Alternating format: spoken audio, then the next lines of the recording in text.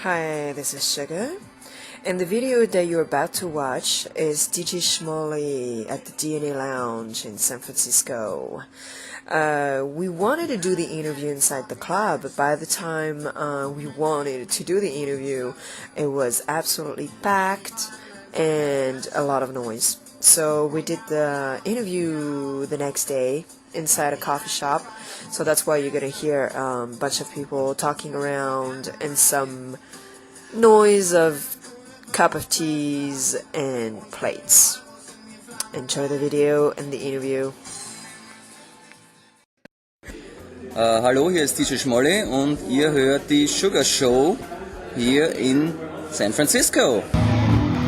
You're from Austria, right? That's right, yeah. Can you tell us where is it on the map of the world?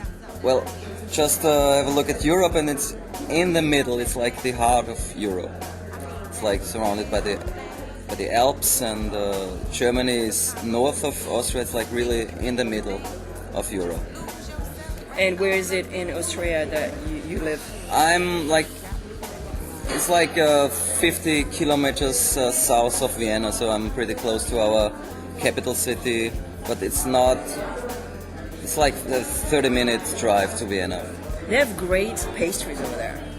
They are famous for this. It's like the Apfelstrudel, you know? Yes. Apfelstrudel is like an original Austrian pastry. It's really great. You should have a try if you can. Just finished with your US tour? Well, actually I'm right in the middle of it. I've been to Los Angeles, and now we're here in San Francisco, and we're moving on to New York and Boston the next couple of days. Oh, I see. Okay, so you have 2 dates, one in New York on the 17th, I think? It's on Friday, I think it's the 17th of April, and then 1 week later it's gonna be Boston. Boston, okay. So far so good in the US? Excellent, yeah. We had like, in Los Angeles there were like a crowd of 600 people, really great party crowd, and San Francisco is the biggest booty worldwide actually, and we had like over 1,100 people there on Saturday. So yeah, so I was crowd. there on Saturday, and it was pretty packed. Yeah. And so what I found out is that you are a guitar player as well. Yeah, that's actually, I'm a musician in the first place, so I play like the guitar for like almost 20 years. I've played in several bands, mostly rock or metal bands. So, but yeah, then I got more into like the producing thing and DJing. It came like a few years after I've been playing with the band. So now at the moment I don't have any band. I'm just concentrating on DJing and producing. Mm-hmm. Okay. So is it your first time in the US? It is my first time in the US, right? Because you're mostly touring in Europe. Yeah, I've been like mostly Austria, Germany. I've been to France and like the neighbor countries of Austria. It's like the closer countries. Yeah, but it's my first time here in the US. Mm-hmm. Okay. So do you want to tell us really quick how you started DJing? Well, actually, I'm not a professional DJ.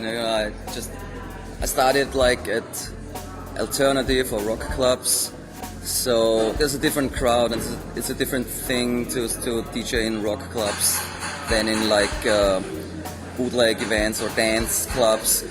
But I started like, I think it was the year 2000, somewhere around 2000, and I've learned a lot. I've gained experience, and I've doing the DJ thing, like been doing like the booty, started in 2007. So since then I really gained experience in DJing, because it's a little bit different than to play just in pubs or alternative clubs and so. So right away was mashups, or did you start with something else to spin? Well, yeah, I started like at alternative clubs where I played like all the alternative hits and rock hits. So okay. So the mashups came later. You know, I'm doing mashups like since 2000 I'm doing mashups, but from time to time I like to play some mashups at the alternative clubs too. But mashup only nights started in 2007. The mashup parties where only 100% mashups are played. Oh, I see. So why do you think the bootleg movement is huge in Europe? It started in 2000, 99, late True, 90s, yeah. 2000 it started over there. Why do you think it's so huge? Well, I don't think that it's huge. It's still like some underground movement. You know, they had like when it started in the UK around 2000, it was like really great hype and everybody wanted to do it, and then just everybody got sick of it, and it's like it's still there, you know, but it's not. I don't think that it's got some mainstream potential and will never have. So it's like these are still underground parties, in my opinion. People love it, you know. You get like twice as many songs in the same time because you know they're all mixed together.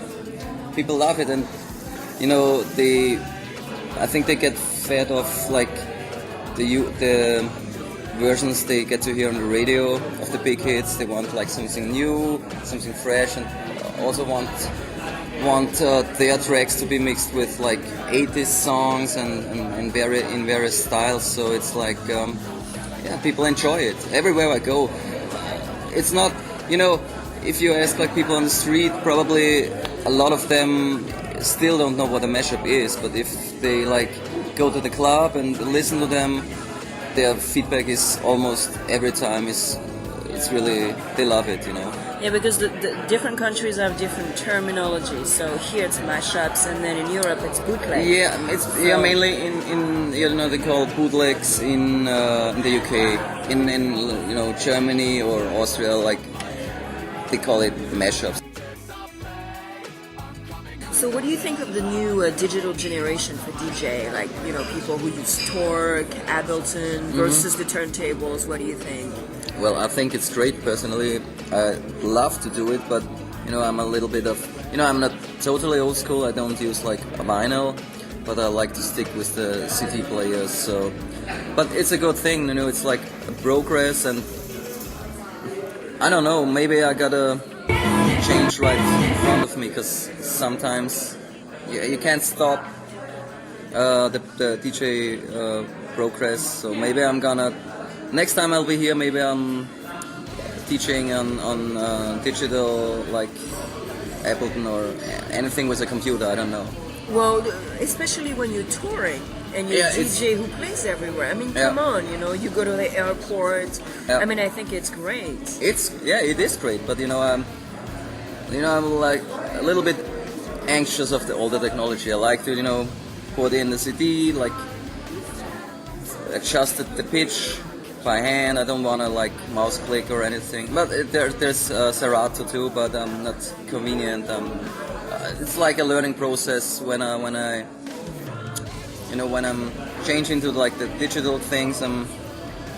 It's gotta take a lot of hours to get into the whole thing. So, but I'm gonna do it sometime. I don't know when. It's maybe this year, maybe next year. But it's obviously it's like you can save a lot of time and a lot of equipment. So you just take your laptop and you got everything on MP3. It's easier, of course. But yeah, I don't know if I'll